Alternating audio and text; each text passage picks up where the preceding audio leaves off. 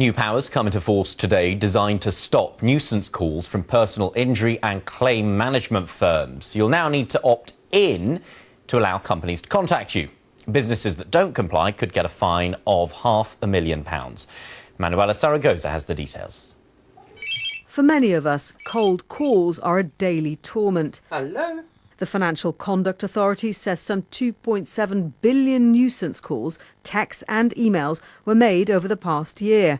That works out at about 50 calls, texts and emails sent to every single adult in the country.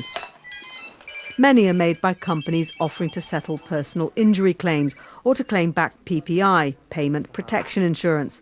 But from now on, these companies will have to check first that the recipient has explicitly agreed to receive their calls and messages.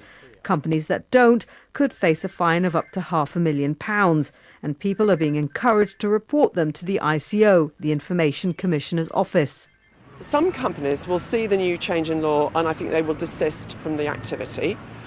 When they don't, I'm afraid people are going to have to complain. The ICO does need the information from people about these calls, and she will then use her powers, and slowly but surely we will get on top of it and they will completely cease.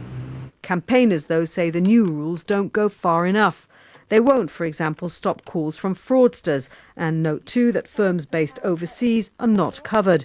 The issue of consent, they argue, is a red herring, and they'd prefer to see the authorities rule that unsolicited direct marketing calls are not a legitimate way of doing business. Manuela Zaragoza, BBC News. David Hickson is from the Fair Telecoms campaign, which is calling for an end to cold calling. Good to have you with us, David. I can't help feeling, when I hear things like this, that we've heard this before, that they're going to clamp down on it. I still get the nuisance calls, and the problem is they often come from a withheld number, and so you can't log it and report it. Exactly. The government have had many goes of trying to patch up a regime which has been in place for 15 years now. The same regime we have today is the one that was introduced in 2003, following exactly the same rules with only some tiny little tweaks. The point about opting in has been true for everybody since 2003. If you opt out through the telephone preference service, if it's a text message, if it's an automated call, the rule about opting out has been in since 2003. All that's changed today is there's one small category which is not covered by the automatic opt-out, and the government have closed that gap, but only for one category of call. We are in an absurd situation. We have to accept that the business of selling by the telephone to people at their homes or on their personal mobiles is not an acceptable way of doing business. But will this make any difference, what we've had today? It will perhaps make a tiny bit of difference, and I'm trying to be generous here, because it is a small step in the right direction. But frankly, the size of the step as against the gulf that needs to be bridged is, I can say, pathetic. So why isn't the government stepping up and doing more then? Seeing as the effect it has on people, you know, that if it's persistent, it can be so disruptive and frustrating. The government seems to hold with an idea which indeed people who say they're campaigning about nuisance calls hold, which is that there might be some circumstances under which it is legitimate to make an unsolicited, and that's the important word, unrequested, direct marketing call to somebody.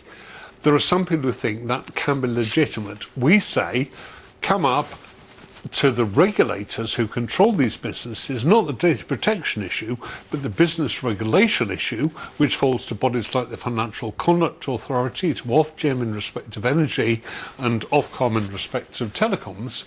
These regulators must come forward and explain to people why they permit this practice to go ahead when they could, at a stroke, stop it. It's not a data protection issue, it's a business process issue. They should address it in that way. That said, I mean, something I've noticed personally is that more and more of the calls are coming from international numbers, which presumably, whatever the government and the regulators here do, they can't really clamp down on very easily at all. If it is a genuine business operating overseas that is going to sell you something from overseas, that would be true. But if it is simply an international call centre marketing on behalf of somebody based in the UK, or with the claims management, what commonly happens is it's not the claims management company that calls you, it's what we call a lead farmer, a company who are trying to find people who might have had an accident. They get the details and they then legitimately sell those details onto a UK company.